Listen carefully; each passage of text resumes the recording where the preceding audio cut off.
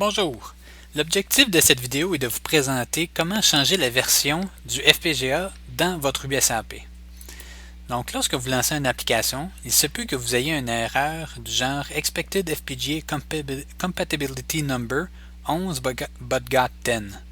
Ce que ça veut dire, c'est que le logiciel, il s'attend d'avoir de la version 11. Par contre, le USAP que vous avez présentement est équipé de la version 10. Okay? Donc, ce que vous allez devoir faire dans ce cas-là, c'est de changer la version de votre FPGA de 10 à 11. Donc, pour y arriver, vous pouvez ouvrir un terminal et puis trouver où se trouve l'application UHD Image Loader qui vous suggère d'utiliser avec les arguments suivants. Donc, je vais vous montrer qu'est-ce que ça veut dire. Premièrement, on va essayer de trouver cette application-là sur l'ordinateur. Vous pouvez y arriver, si vous ne savez pas où il se trouve, vous pouvez y arriver en faisant la commande sudo update db. Ça, c'est pour mettre à jour la recherche. Comme ça, il va trouver tous les fichiers qui contiennent le nom qu'on recherche, qui est UHD Image Loader. Donc là, c'est un petit peu mélangeant parce que j'ai plusieurs versions des drivers du USAP, donc UHD sur mon ordinateur, ce qui fait qu'il en trouve beaucoup. Mais ça se pourrait que vous ayez la même chose sur votre ordinateur. Mais ce que vous devez chercher, c'est l'application sans extension. Donc ici, .gz, ça c'est un fichier compressé, .cpp, c'est du code source. Donc c'est essentiellement, je crois, il y en a deux. Celui-ci et celui-ci. Donc moi, dans ce cas-ci, je sais que c'est lui que j'ai besoin.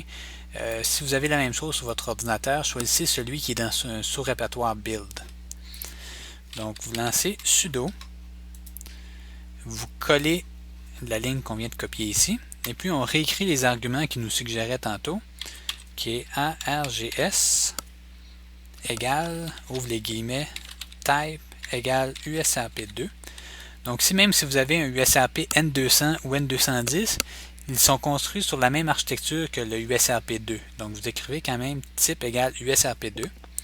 Ensuite, l'adresse, qui est l'adresse par défaut d'un USRP, qui est 192.168.10.2. Ensuite, ferme les guillemets, pèse Enter.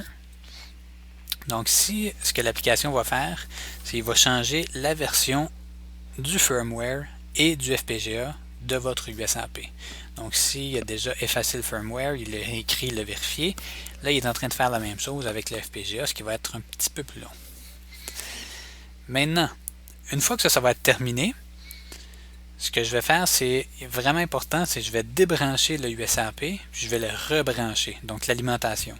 Ça, ce que ça va faire, c'est que ça va resetter l'instrument, puis ça va terminer l'installation du firmware et du FPGA. Si vous ne faites pas ça et vous relancez votre logiciel, par exemple GNU Radio immédiatement, il va vous redonner exactement la même erreur.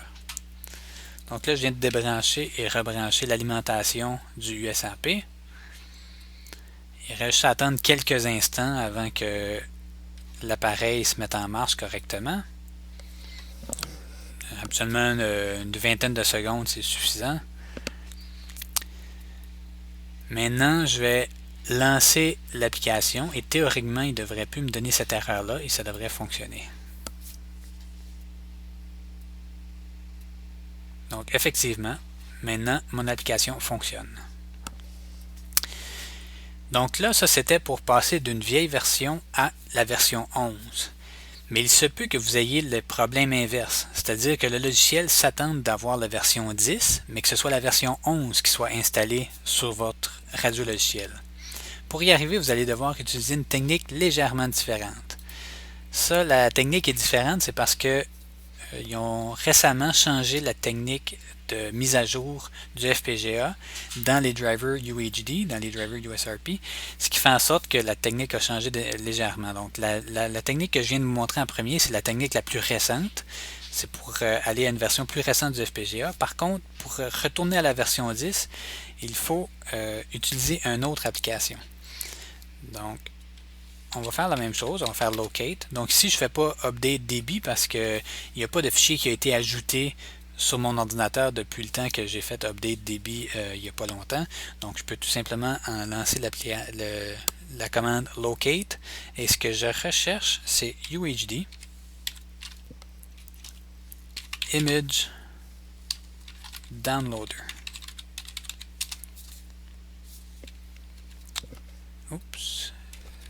Est-ce qu'il y avait un S? Oui, il y avait un S à Images. Donc, je ne sais pas si vous avez vu c'était quoi l'erreur. C'est UHD Images avec un S Downloader. Donc, je vais relancer et voilà. Donc, ici, on en trouve encore plusieurs. En fait, ici, toujours pour la même raison, il y a plusieurs versions sur mon ordinateur. Par défaut, ça va être celui qui se trouve dans le répertoire User Bin que vous allez utiliser. Donc, ici, on fait sudo et on lance ça ici, user /bin /uhd images downloader. Donc là, ici, ce que vous allez voir, c'est qu'en premier lieu, ce qu'il faut faire, c'est qu'il faut télécharger le firmware ainsi que le FPGA et ensuite de ça, on va pouvoir l'écrire sur le USAP. Donc la nouvelle technique, ça se fait tout d'un bloc. C'est la petite application qui télécharge et écrit en même temps, tandis que la vieille méthode, il faut télécharger en premier lieu et ensuite on écrit. Donc pour écrire, il faut chercher l'application qui s'appelle USRP N2XX qui supporte les N200 et N210 net burner GUI.py. Donc ici il y en a trouvé un seul, donc c'est celui-là qu'on va exécuter. Donc on copie ceci. Et maintenant je veux attirer votre attention sur la commande qu'on a lancée plus tôt qui demandait de télécharger le firmware puis le FPGA.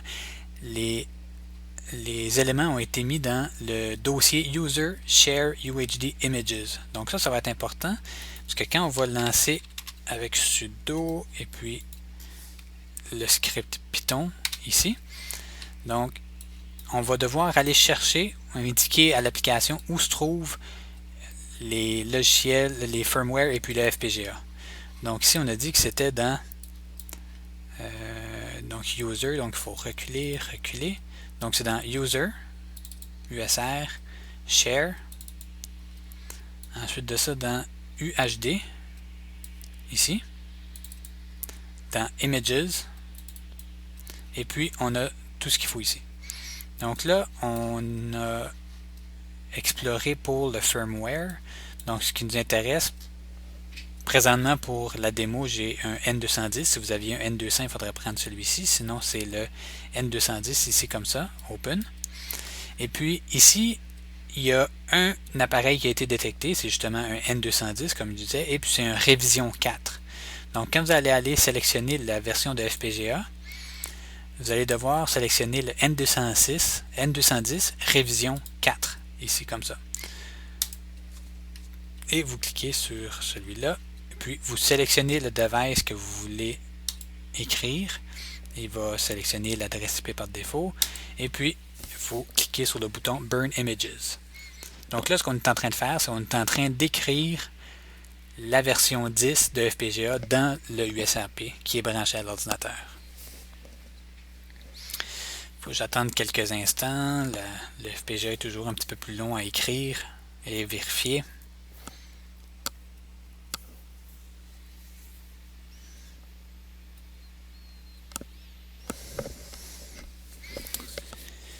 Et puis ici, vous allez voir que l'ancienne application était un petit peu plus brillant. Il nous demande si on veut resetter le USAP lorsque le tout est terminé. Donc, tandis que la nouvelle application ne nous l'indique pas, c'est l'utilisateur qui doit se souvenir de le faire. Tandis que lui, ici, il va nous demander est-ce que vous voulez resetter le device. Donc, on écrit oui. Donc là, je regarde mon USAP, j'attends qu'il soit remis en marche. Donc, ce qui est à peu près le cas maintenant. Donc, je peux fermer ça ici. Maintenant, je vais vous montrer une façon de vérifier quelle est la version du FPGA sans même avoir à lancer une application, par exemple, ou OpenBTS ou GNU Radio pour voir si ça fonctionne ou si ça ne fonctionne pas. Donc, si vous voulez être un peu plus brillant, puis planifier si vous allez avoir à mettre à jour le firmware et le FPGA oui ou non, vous pouvez lancer la commande UHD. Et là, je vous donne un petit truc.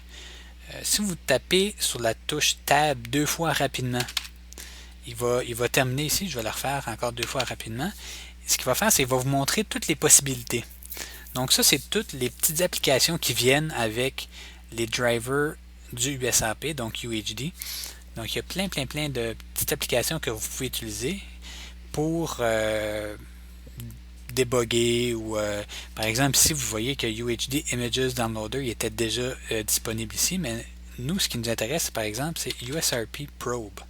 Donc ça, ce que ça va faire, c'est que ça va interroger le USRP, puis ça va aller voir tout le matériel qui est branché présentement dans ce USAP-là.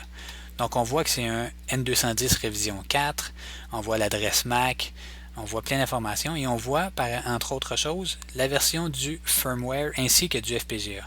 Donc là, on voit qu'on est bel et bien retombé à la version 10, même que si on essaie de relancer notre application ici, il va nous redonner la même erreur qu'on avait tout à l'heure. Okay?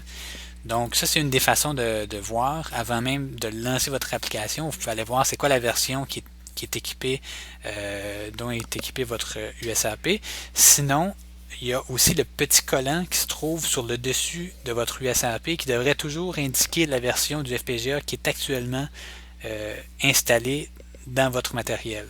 Donc, une chose que j'ai oublié de dire tout à l'heure, c'est super important que quand vous mettez à jour la version du FPGA avec soit UHD Image Loader ou soit avec le Net Burner GUI, il est super important de demander à votre enseignant un petit collant et puis de changer le numéro sur le dessus du USAP.